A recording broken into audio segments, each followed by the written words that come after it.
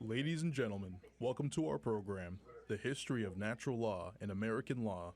Please welcome Paul Ray, Director of Heritage's Thomas A. Rowe Institute for Economic Policy Studies.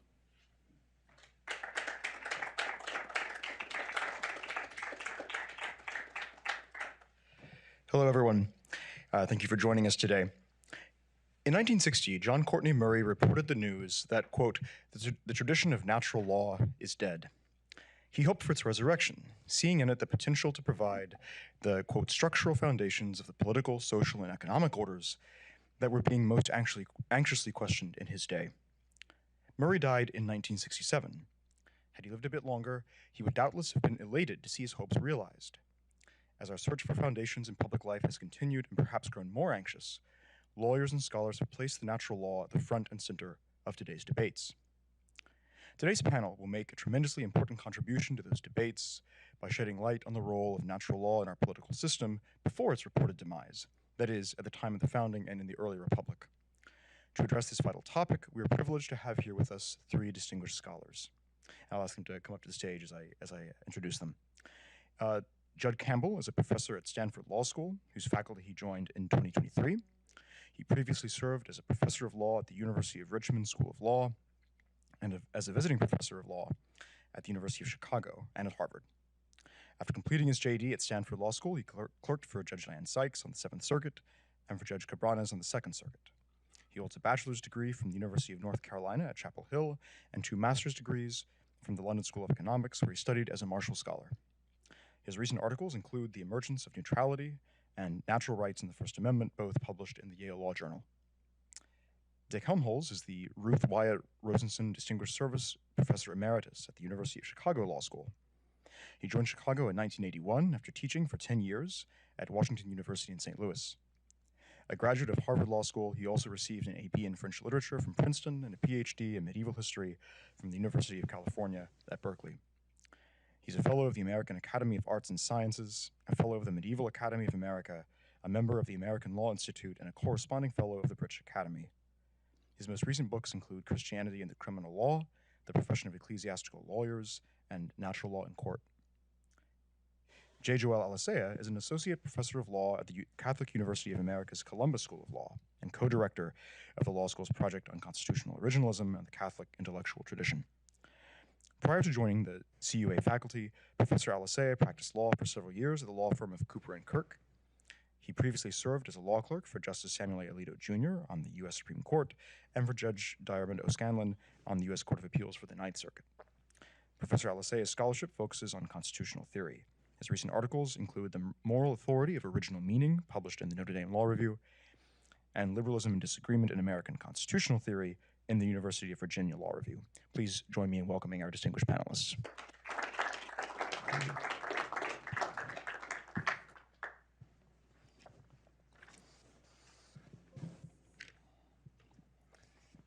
All right, thank you so much. When James Madison introduced the Bill of Rights in 1789, he said that it included some natural rights retained. And today I want to explore what he meant by that. So I'll split my discussion of the history up into three parts.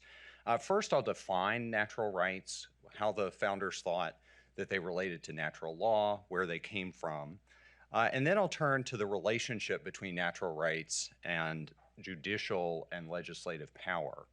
And then lastly, I'll talk about how the founders generally understood the relationship between natural rights and constitutional text. And then to conclude, I'll briefly reflect on how this history might inform some ways of thinking today. So let's start by defining natural rights. Natural rights are understood to be human capacities, things that we can do without a government in a proverbial state of nature. So for instance, natural rights include the ability to speak, to think, to pray, to enjoy the fruits of one's labor. Basically anything you can do as a human without needing the intervention of a government. And these natural rights relate to natural law in two ways. So the first is that the natural rights are human endowments. They're things that are granted by God and therefore, in a sense, are inherent in your humanity. And then second, even in a state of nature, natural rights didn't mean that people could do whatever they wanted. People in a state of nature are still supposed to be limited in the way they exercise their natural rights, and they have to do so in accordance with the law of nature, essentially the requirements of reason, justice, and morality. So we've got these rights in an imagined state of nature, but what makes them retained in the sense that Madison is referring to in 1789? And this is where Lockean social contract theory comes in. The basic idea is that individuals, upon leaving a state of nature, retain many or all of their natural rights in an imagined social contract, which creates the political society. And notably, all of this is thought to occur before the creation of a government through a constitution. So generally speaking, people didn't get their fundamental rights from the Constitution or from the government. Rather, those rights are guaranteed before the adoption of a constitution, grounded to some extent in natural law, but also in an imagined social contract. Okay, so I want to switch now and talk about the way in which natural rights relate to governmental power, and particularly to legislative and judicial power. So today we tend to think about fundamental rights as limits on governmental power. But at the founding, the idea of natural rights principally served to justify and to shape how the government exercised authority. So the founders widely thought that we need government both to protect our rights against being violated by private actors, and also that we need government to regulate our rights in promotion of the common good. So protecting and regulating natural rights serves as principal rationales for leaving a state of nature and joining together in a political society. And then the idea of retaining natural rights also shapes how the founders think about what government needs to look like, how the government needs to be structured. And in particular, the basic idea was that people, because they've retained their natural rights, need to maintain control over those rights through representative institutions. So in other words, preserving retained natural rights principally entailed maintaining self-rule. So notice that this way of thinking about natural rights didn't impose firm limits on legislative authority. Now, there are some more determinate limits at the founding that come from the common law. These are things like the rule against prior restraints on publishing, the right to a trial by jury, the right to confront witnesses, and so on. These common law limits are often thought of as specifying and helping to secure natural rights. But for the most part, natural rights didn't impose firm limits on legislative power in the way we typically think of today. Rather, it instructed that the polity could only restrict rights in promotion of the common good and with the consent of the people through their representatives. Because natural rights are legally underdetermined and could be regulated in promotion of the common good, the authority to determine the boundaries and how those rights should be regulated did not belong to judges. So it's true that to some extent, in some cases, judges asserted an authority to help secure natural rights, either by construing statutes equitably, as Dick will discuss, or as a limit potentially on legislative power being exercised in extreme cases where there are obvious abridgments of natural rights. This is the position of Justice Chase in Calder versus Bull. But the key point here is that the founders didn't think of natural law and natural rights in the way that we tend to think about constitutional law and constitutional rights. They didn't think that natural law and natural rights established a detailed legal code that judges could enforce as trumps against ordinary legislation. So the last historical point I'll make is about the relationship between natural rights and constitutional text. Madison mentioned in 1789 that the text of the Bill of Rights refers to some, quote, natural rights retained. So what's the point of enumerating rights in a constitution? What function does it serve? Well, because of our positive inclinations today, we tend to think about constitutional enumeration as ensuring that certain rules and principles become constitutionalized and thus become judicially enforceable as trumps. In other words, we tend to think that the rights that we have as a matter of constitutional law come from the Constitution. But the founders generally thought about enumeration differently. They actually had two different modes of enumeration, and in thinking about the legal upshot of enumerated rights, it's really important to distinguish these. So the first mode was simply to declare the existence of a right that remained grounded in nature or custom, without converting that right into a textual object. So on this way of thinking, an enumerated right didn't have frozen legal content, and enumerating it didn't change its grounding or its meaning. It didn't convert that right into a judicially enforceable trump. Rather, enumeration just serves to mark the existence of a right that remains grounded in nature or custom. That's a declaratory mode of enumeration. But there's another mode of enumeration that's available at the founding. The founders also thought that constitutional texts could help to determine rights by specifying their boundaries or specifying how they could be regulated. So two examples of this include the Article 6 Test Oaths Clause, a ban on religious test oaths, and the Establishment Clause in the First Amendment, both of which are arguably applications of a principle of free exercise, but applications that needed to be specified in constitutional text because as a matter of customary law, no such limits on governmental authority existed in 1789. So it's possible to textualize new rules, but for the most part, Madison and his colleagues in the first Congress opted for declaratory rights provisions, what Madison refers to as simple acknowledged principles and not ones of a doubtful nature. So for instance, they reaffirm that Congress shall not abridge, quote, the freedom of speech or of the press. And they didn't attempt to say anything about what those rights entailed. So what does that mean for us today? Well, I'll end with just two thoughts. The first is that using history requires grappling with profound shifts in the way that the founders thought about rights and the way that we think about rights. So for the past century or so, American jurists have broadly grounded their rights claims in constitutional text and have for the most part rejected nature and custom as sources of fundamental rights. And since the 1960s, we've generally come to see constitutional rights as judicially enforceable trumps against ordinary legislation.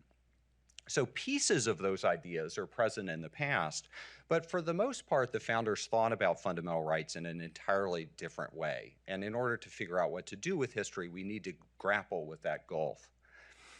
My second point is we also need to recognize that the Supreme Court is way off base when it says that the first Congress struck the balance when it adopted the Bill of Rights, and there's simply no more balancing to do. The founders did reject the idea that judges should be engaged in balancing rights, but the idea that the Bill of Rights was designed to eliminate any further ends-means balancing is not what the founders thought when they declared rights through provisions like the First Amendment Speech and Press Clause. So in my view, figuring out what to do today is incredibly tricky. I don't have a neat and tidy solution, but it seems to me a problem that we ought to think about honestly and openly rather than pretending that the founders provided all the answers. Thanks.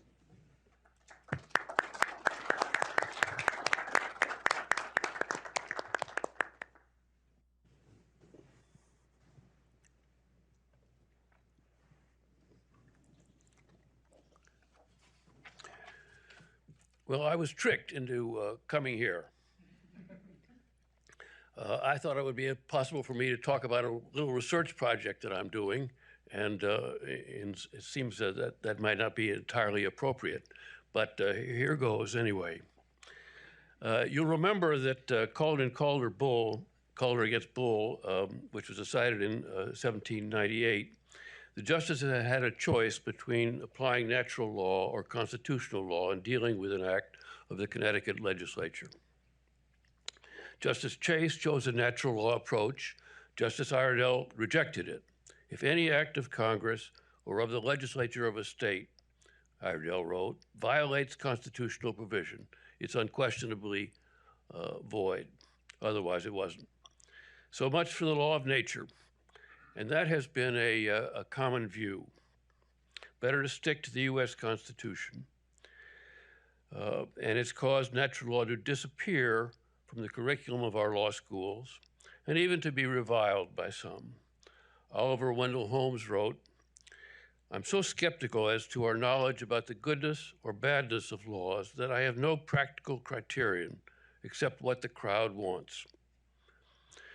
Now, Adrian Vermeule, as you know, has recently published an important book, Common Ground Constitutionalism, in which he concluded that although it may be true that the term natural law has passed out of fashion or had passed out of fashion in the second half of the 19th century, cases in which moral purposes traceable to natural law had remained. Natural law went underground, as it were. Its purposes were applied in American case law, but without making any mention of the law of nature. He didn't give much detail, much chapter and verse on the point, so I decided to have a look myself. And I can say that the search for natural law is possible, is now possible, even easy, by using Westlaw, a stroke of luck. So I picked the end of the Civil War as a dividing line, as it's both convenient and commonly accepted as a true dividing line.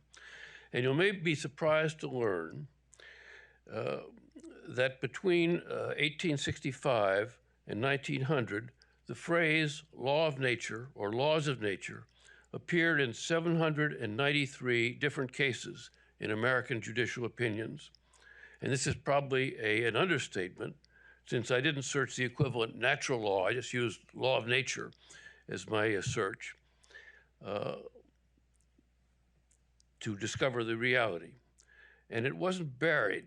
The total number of times in which the law of nature was used in the 793 cases I found came to 7,801, a fantastic number, almost 10 times in the average of opinion.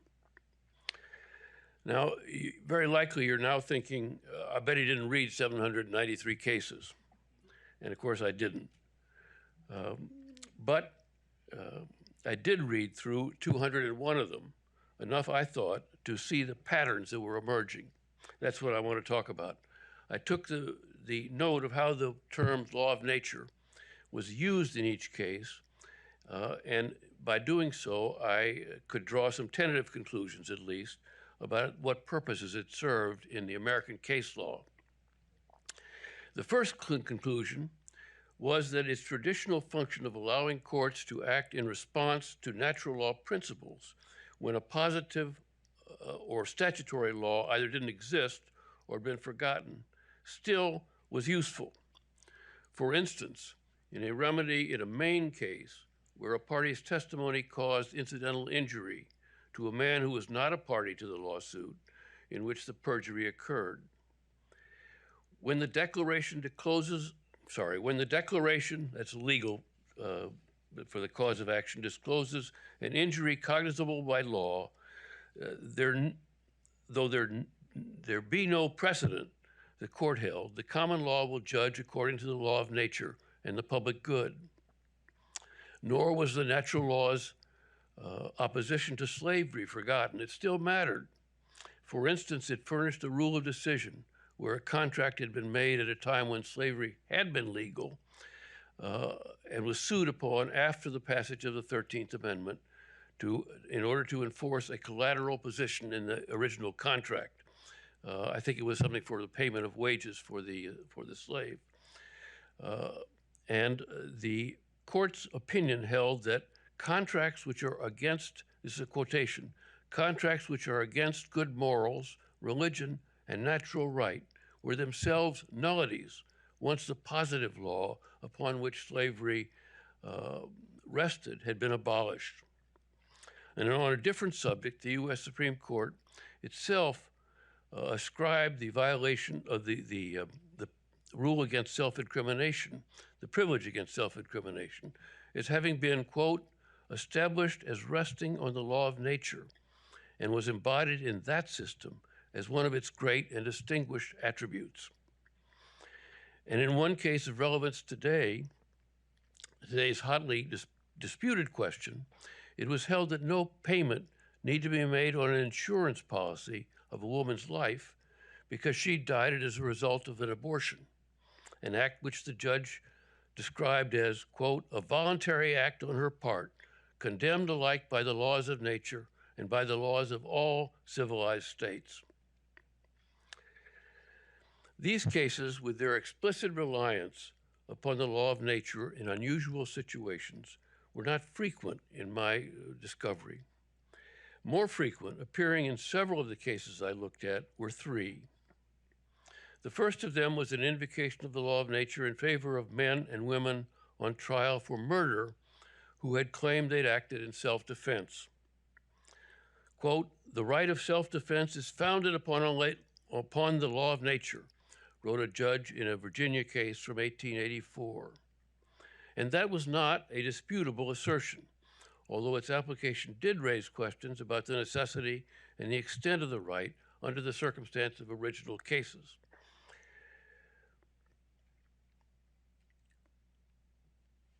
Another relatively common use of natural law I found occurred in cases involving parents and children. Fathers had a duty to provide for their young children, quote, not only by the laws of nature, but by the laws of the land. So it was held in an 1897 case from Ohio, citing the opinion of Chancellor Kent. And the same reference was made in a question of a status of a child who'd been born of an American Indian mother and a Negro father. Quoting Vattel, an 1890 California case, it was held that, quote, by the law of nature alone, children follow the condition of their father. A third example of regular invocation involved abortion. It was, in the words of a Pennsylvania case, quote, the destruction of gestation by wicked means and against nature.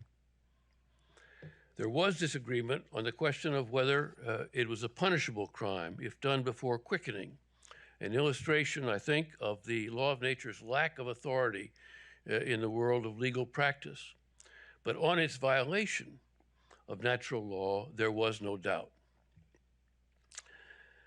Finally,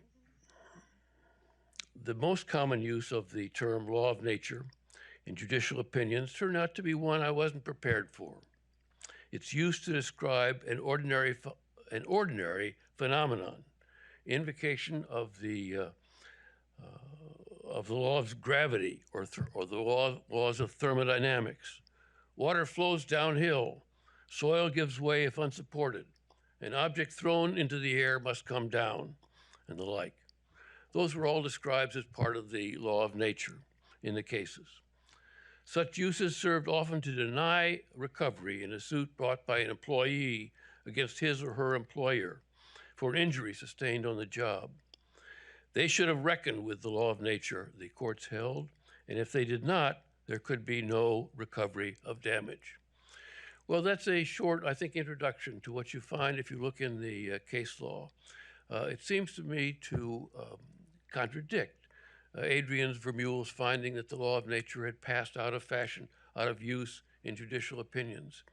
I have further to go with this research, and I hope you'll encourage me in doing so, because I think the finding that the disappearance of natural law from the work of American lawyers is way overstated when you look at the actual evidence in the cases.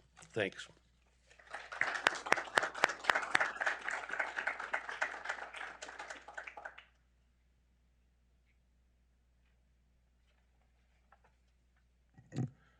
Well, thanks to the Heritage Foundation for hosting this event. As Paul said, I'm Joel Alicea. I'm the co-director of the Project on Constitutional Originalism and the Catholic Intellectual Tradition, or CIT, at Catholic University of America. We are a co-sponsor of this event. CIT focuses on the relationship between the Catholic intellectual tradition and American constitutionalism, and we do that by putting on events like this one, seminars and fellowship programs, courses at CUA. You can learn more about us at cit.catholic.edu, and we're very grateful to the Heritage Foundation for agreeing to co-sponsor this event, which was designed to bring to public attention a lot of this kind of revival of historical interest in the natural law tradition and its influence in American law that Professor Campbell and Professor Helmholtz's work are just exemplars of. My task as a non-legal historian, but as a constitutional theorist, is instead to discuss the ways in which the history of natural law in American law that we just heard about might have a relationship to constitutional theory, and specifically to originalism. I'm going to assume originalism for purposes of my remarks. I'm not arguing here for or against originalism. I'm just going to assume that perspective and ask, to what extent would this history of natural law and American law have potential implications for originalism as a methodology? And I'm going to highlight 4 potential ways in which that history could slot in to an originalist methodology. And I won't say these are the only 4 potential ways. These are just 4 that immediately come to mind. So one is as historical context for understanding the original semantic meaning or the original intent. I'm going to remain agnostic on that debate of the Constitution. A second would be as a source of a law of interpretation in interpreting the constitutional text. A third would be as a way of understanding the original meaning of the judicial power rooted in Article 3, and the final will be as a source of guidelines for constitutional construction. So let me go through each of those 4 with you, and I'm not going to be taking a position on these various disputes and these various implications as I go through them. My purpose here is just descriptive, to kind of give you a topology of here are some ways in which this might interact with the history we just heard about. I will bracket one thing, which is the point that Professor Campbell just made about towards the end of his remarks, which is there is this huge translation issue between the founding and today, if you're an originalist, about both conceptions of rights and potentially conceptions of legislative role. And some of what I'm going to say in terms of implications directly relates to that problem, and some of it doesn't. And I'm just not going to try to distinguish between those two here, but we can definitely get into that in the conversation. So on the first point, first potential implication would be that you could think of this history of natural law in American law as providing context for understanding the original meaning of the constitutional text. And there, I think that that implication won't be that controversial among most originalists. It's pretty straightforward, right? There might be some provisions of the Constitution that are really hard to understand if you don't understand the natural law concepts that undergird those provisions. So Professor Campbell's groundbreaking work on the First Amendment and the Free Speech Clause in particular, which he was referencing in his remarks, I think is exactly on point for this, in that he argues there are some concepts behind the Free Speech Clause that you can only really understand if you understand the full natural law backdrop to the Free Speech Clause. I think he makes a compelling argument for that. So to the extent that you want to understand the Free Speech Clause as an originalist accurately, as a historical matter, you're going to have to take on board some of these natural law concepts. At least that would be the argument. And I think that there are very few originalists who I think would disagree with that at that level of generality. The second potential implication, which is a little more controversial, is that this history of natural law and American law might serve as a source of what we might call the law of interpretation, as Steve Sachs and Will Bode have called it, or as Mike Rappaport and John McGinnis have said in a kind of similar vein, original interpretive methods.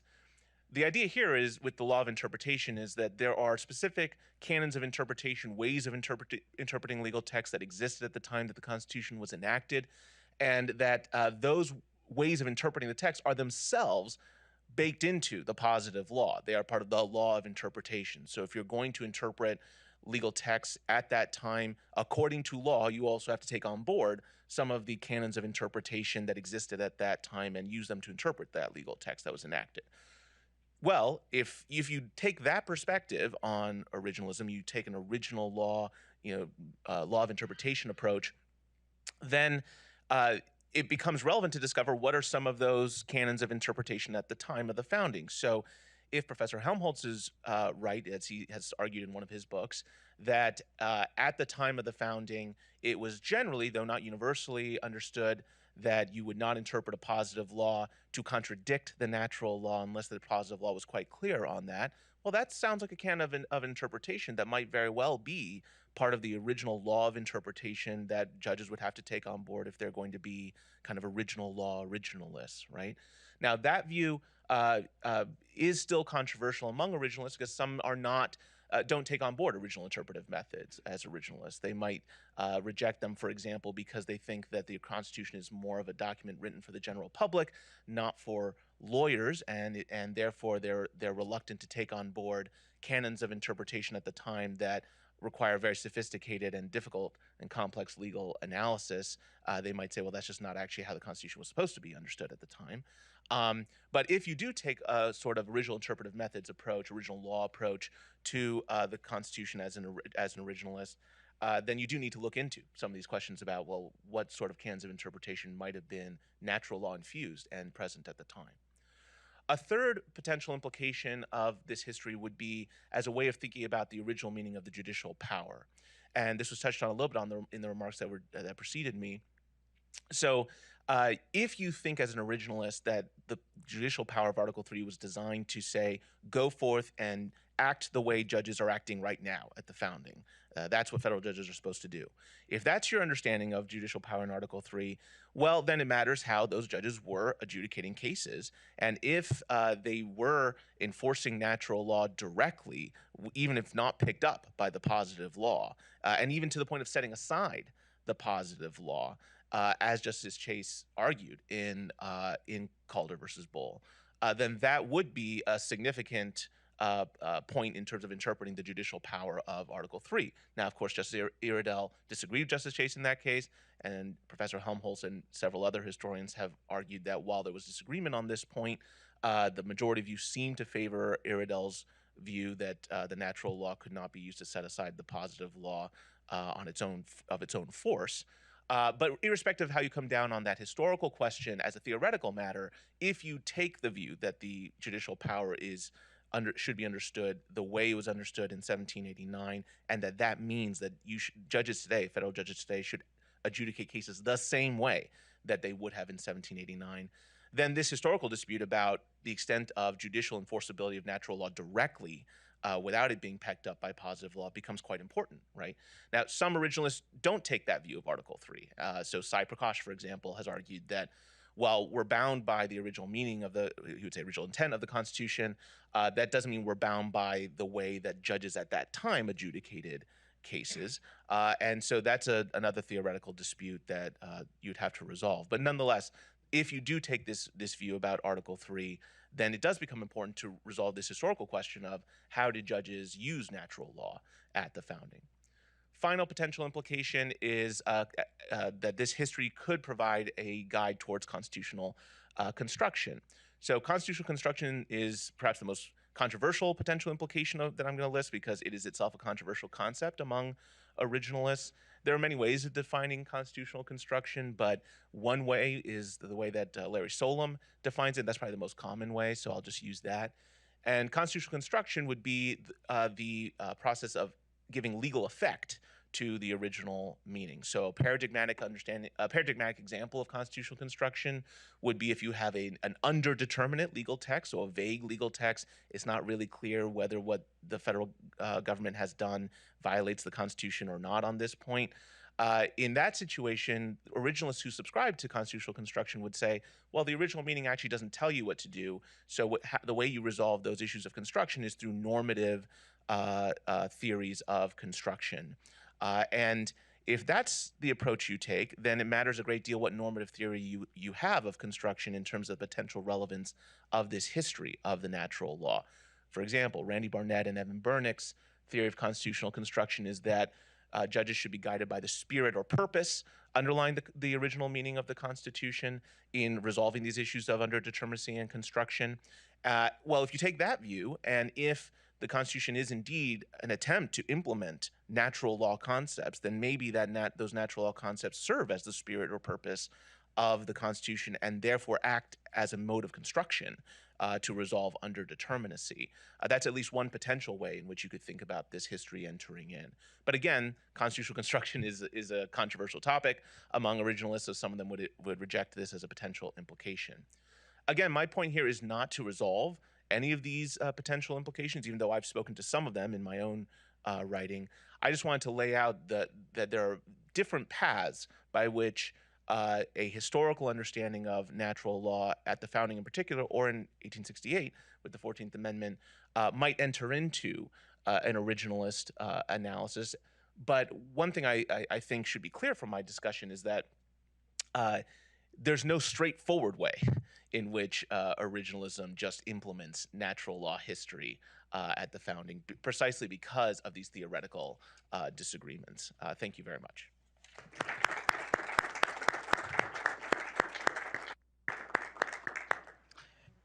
All right, well, I have a few questions for our distinguished panelists. But first, I want to throw the floor open to see if any of them want to comment on each other's presentations. Any thoughts, rebuttals? Happy to take your questions. Vigorous fights about to break out? No?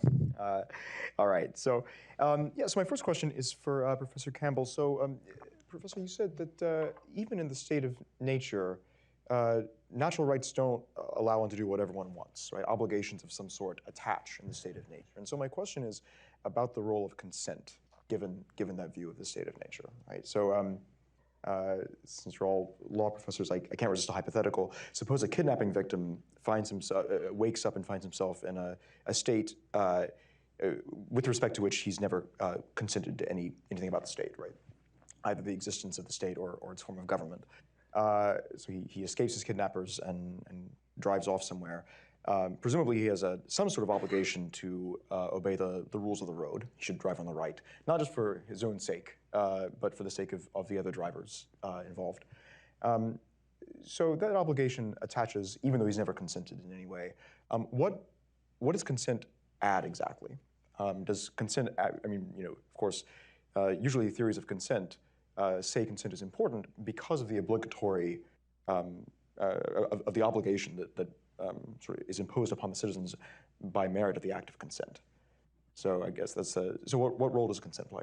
Yeah, so for the founders, consent is mostly entering the picture as a way of addressing the problem of the source of political authority and the relationship between different governmental institutions. And it's less about the sort of individual's obligation to obey law. That's just not the theoretical problem that people are grappling with. And so it's really interesting when they come around to grappling with that problem that they end up dividing. So the idea of expatriation, whether or not you can voluntarily choose to leave a state, and if so, how you do that, puts a lot of pressure on this. That ends up being a debate that they have in the 1790s and into the 1800s. But for the most part, what they're concerned about is the idea that consent as an alternative to divine right offers an account of governmental authority that places sovereignty in the people themselves rather than having a government that is sort of divinely created. And so for the most part, that's kind of what the purpose of the Lockean social contractarian account is. I think that it's best to understand the type of consent that you give in the Lockean account as a sort of constructive consent. So it's not so much, certainly there's a notion of tacit consent. There's some thread in the founding era sources of express consent through the act of creating a colony, for instance, the Mayflower Compact and so on. But for the most part, the idea of consent here is that in the nature of things, we need to have government. And so we will presuppose as the origins of that government an account of what it is that you would consent to as a matter of proper authority being vested in a political society. And so it really is functioning mostly as a thought experiment, a way of addressing what it is that the government ought to be doing, what aims it ought to be pursuing, and what structures it ought to embrace, as opposed to being about a kind of theory of obligation. So would it be fair to say that rather than supporting the obligations of the citizens, it's enabling or authorizing the acts of the rulers? Yeah, primarily what this is doing is it's legitimating certain types of governmental authority and certain moves within constitutionalism. And so the idea of Lockean social contract theory becomes very important in the late 17th century in England as a way of justifying parliamentary authority in fights with the king. And then it becomes especially important in the American Revolutionary context because Americans assert their natural rights partly as a way of claiming that whatever it is the Brits claim the British Constitution to entail, it cannot entail unrepresentative colonial rule over another people. And so the claim of natural rights here bolsters the constitutional case that the revolutionaries make about the need for representative self-governance. We have to control our own rights, therefore we have to tax ourselves. We cannot have taxes imposed on us. And that's mostly a claim about the authority of the polity as opposed to being a claim, and then the structure of the British Constitution as opposed to being principally a claim about sort of individualistic autonomy from impositions of law. That's just not the problem that they're addressing. And perhaps that's one reason so many of the American pamphleteers expressly prescind from the substance of the legislative measures at issue, right? They say we actually might well vote such measures ourselves, but we should be the ones to vote them. Exactly. Right. Okay. That's really helpful. Thank you. Professor Helmholz, question for you. Well, I'll begin by saying I'm so grateful for this event, for giving me an excuse to read your book, Natural Law in Court, which was just a joy to read. You have a line in there, in actual cases, the law of nature was almost always treated as a source of positive law, not as a rival or alternative to it. So the point seems to be that if we focus just on the role of natural law in the most dramatic judicial decisions, striking down positive law and invoking natural law in support of that decision, we might be missing the more important role, perhaps more important but also understated role of natural law, precisely in informing the positive law that the courts ordinarily enforce. Mm-hmm. So natural law is relevant to jurisprudence, perhaps most of all on account of the way it shapes the positive law that jurisprudence applies. So my question is, many of today's debates about the appropriate role for natural law focus on the role of natural law in court.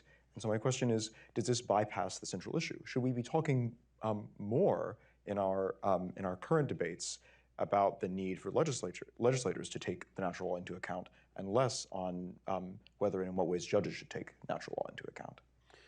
Well, yeah, I think that's one of the strengths of it. Is it defines pretty much what the legislators must have meant, and it allows you to interpret the statutes that the legislature adopts according to the understanding brought to the table by natural law principles. And I think that makes a good deal of sense. Don't most legislators want to do right? Don't they want to enact something which follows good sense and principled behavior? I think they do. And if that's the function that natural law serves, we do a disservice to it by looking only at the cases where there's a conflict between natural law and the enacted law. It helps us to understand what the legislature meant and what they did. And my experience is similar to yours. I do think that most legislators would like to do justice when they can, as they see it. I guess that's a controversial point, but I think it makes sense. I think it is. Actually, has your research? You've done a ton of research about the way judges thought about their relation to the natural law. Have you done, or are you aware of anyone doing research on how legislators have thought of themselves as related to the natural law? That's a good question. How would you do that? It's a fine question. I don't know. Yeah. Over to you. Well, maybe something will occur to us. That's right. So, Professor Alicea, question for you. A couple of years ago, you published an article that I mentioned in my introduction, arguing that the natural law lends moral force to originalism. At bottom, the reasons to be an originalist are natural law reasons, or at least many of the reasons to be an originalist are natural law reasons. So my first question for you is, does your argument about the moral authority of originalism from that article, does it have any implications for some of the methodological questions that you teed up? You very helpfully diagnosed a number of different strains of originalism in your remarks just now. If we agree with you that the reasons to be originalist are principally natural law reasons, does that shape the debate among originalists in any way? I think so, and I do want to remain as neutral as possible on some of these internecine disputes, but I did take a position on some of these questions in that article. So, for example, the question about how we understand Article 3 in light of the history of natural law and American law. So my argument for originalism based on the natural law tradition emphasizes the fact that in the natural law tradition, the law is an ordinance of reason for the common good promulgated by a legitimate authority. And I emphasize that that makes it very important to identify who is the legitimate authority, who has the authority to promulgate the Constitution. And there's a long tradition in the natural law tradition of arguing that that is the people of the particular society. And I try to argue as to why that actually makes sense as a matter of natural law reasoning. Well, if the people are the legitimate authority, then it becomes very important to obey their commands and understand their commands as they themselves understood those commands, as long as those commands are consistent with the common good. That also means that it matters a great deal what limits they have placed on particular offices that they have established as an exercise of their legitimate authority, including the judicial office under Article 3. And the way to understand then those limits would be to look at, well, how did the people at the time understand the judicial office as a general matter? And so I argue in the piece that based on the work of Professor Helmholz and others, it was generally understood at the time of the founding, though with some disagreements for sure, that judges were not authorized to just set aside a positive law in light of the natural law directly, right? That it had to be picked up by positive law in some way. And it seems to me that's an important limitation on federal judicial power, and therefore has implications for methodological questions like the ones between Justices Chase and Iredell, right?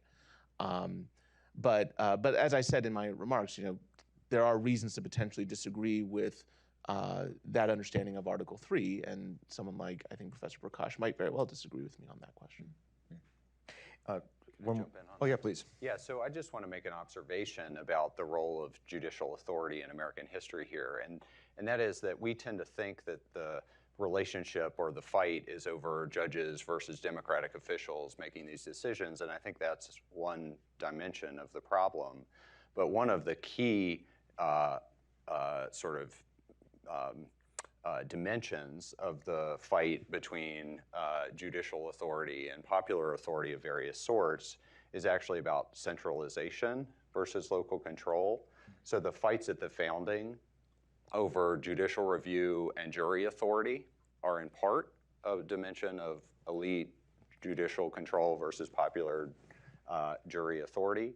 But in part, it's a debate over whether or not localities should be exercising authority or centralized authority being held in state institutions. You have a very similar debate that takes place then in the debate over the Sedition Act, where you have Federalist judges asserting their interpretive authority at a national level for the determination of what counts as a violation of speech and press freedoms. And then you have states asserting, this is most famously in Virginia and Kentucky, that interpretive authority actually needs to be more local because the source of authority, the sovereignty itself, is derived from states. And so the debate over judicial authority there is partly a debate about judges versus democratic officials, but it's also largely a debate about national versus state authority. And I think the same thing is coming up in the Warren Court effort to nationalize rights. So in part, it's an effort to assert judicial authority over other democratic sources of authority, but in large part, the move that the Warren Court is making is to nationalize the rights jurisprudence. And so I think in these discussions, we often tend to forget that, but that's actually a really big part of what this debate is about, not just about whether or not we should have democratic determinations of rights, but also where that democratic determination should be, whether at the state or national levels. That's a fascinating point. So, I mean, I certainly always read the fight over the Alien and Sedition Acts as a fight about the scope of protected rights, the scope of the space to be left open to the people. But I take your point to be that's much of the fight was not about that at all. That's right. So Jefferson's position is that we should have sedition prosecutions, and they should take place at the state level because it's the people of the several states who get to decide where it is that the boundary between protected and unprotected speech resides. Fascinating. All right, well, we have just a couple minutes for one or two questions from the audience. if anyone wants to throw up a hand. Yes, back there. JP Hogan. I wanted to make a lot of comments through this, so I'm going to try to find a simpler question. You did bring up divine rights. I'm wondering, with the history of natural law, is it actually, well, you brought up that is the difference would be divine right of kings. But does it start with there becoming a printed English version of a Bible so people could have their own rule book? And America then is the frontier, frontier pilgrims get to go out and self-rule. Where there might be judicial, they're traveling judges. So it's where people have the right to actually have sanctuaries, forgiveness and tolerance. People can wake up forgiven the next day. So a lot of the constitutional interpretation would leave that dynamic of people in community judging themselves now that they could have, there were about 25 other points. I want to just maybe try to leave it at that, but we were constituted for frontier pilgrims. We weren't infringing their rights by going into more detail in the Constitution. It's the First Amendment establishments of religion would be saying Congress could not change natural law in some ways. So there's a puzzle in there that protects the religious liberty. And you're bringing up natural law where it's sort of against the king's rights. What do you call it if it's not the king's rights?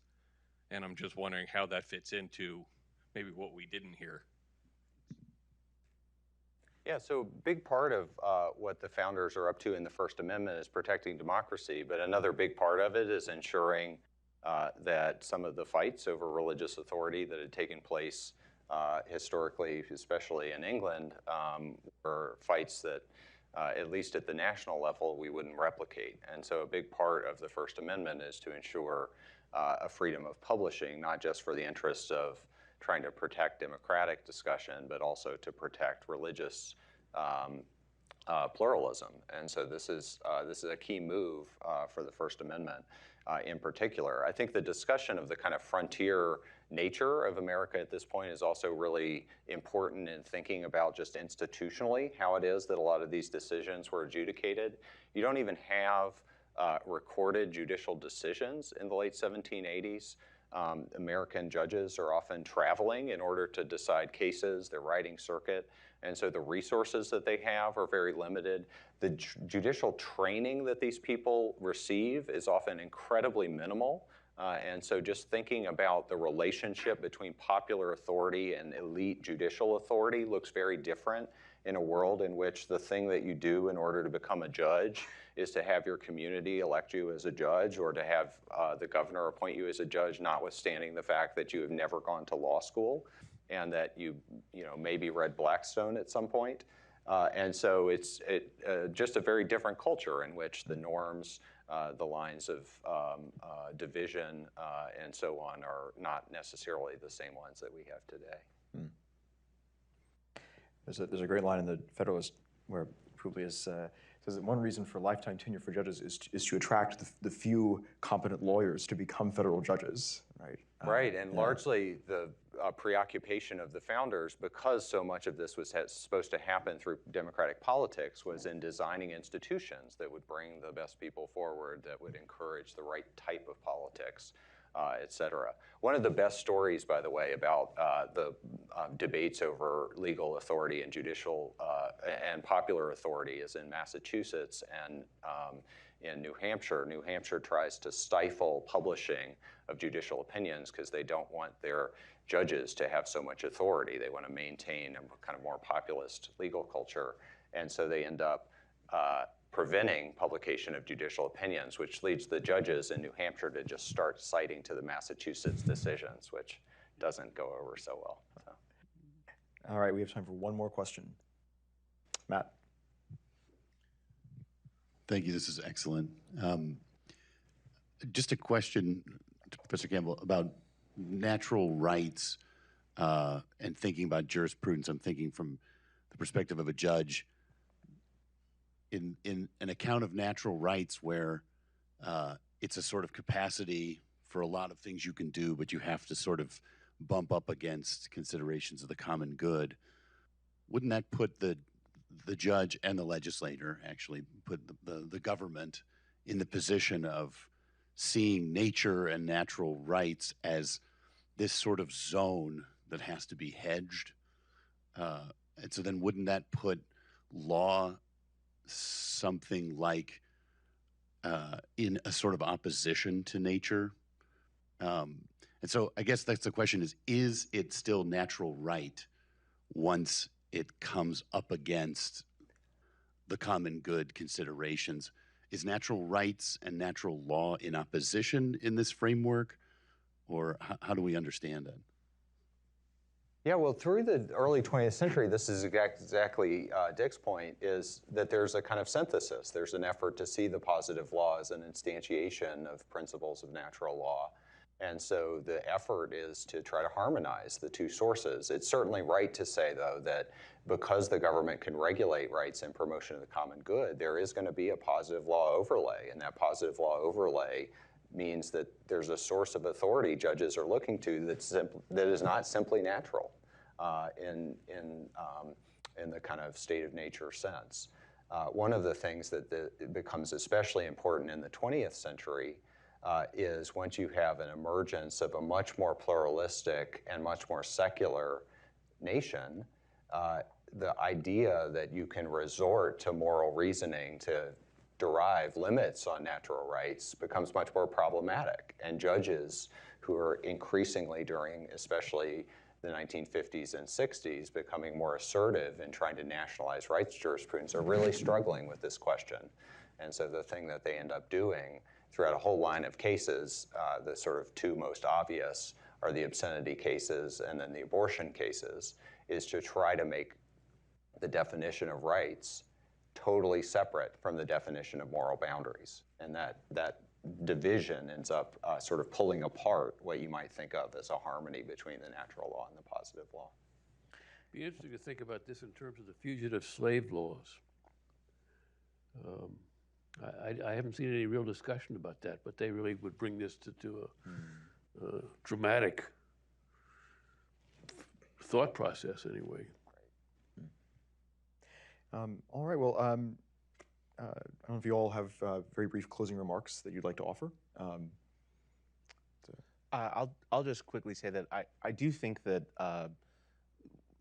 the remarks we just heard do highlight this revival of interest in the history of natural law and American law by Professor Helmholz, Professor Campbell, but others like Stuart Banner, Jonathan Guynap, some others who are just doing a lot of great historical work on natural law concepts in American law. And as I said, I think there are a lot of theoretical implications of that historical work that we're just beginning now to kind of work through. So a lot of work remains to be done on that. I'll go back to my cases. All right, great. Well, please join me in thanking our panelists.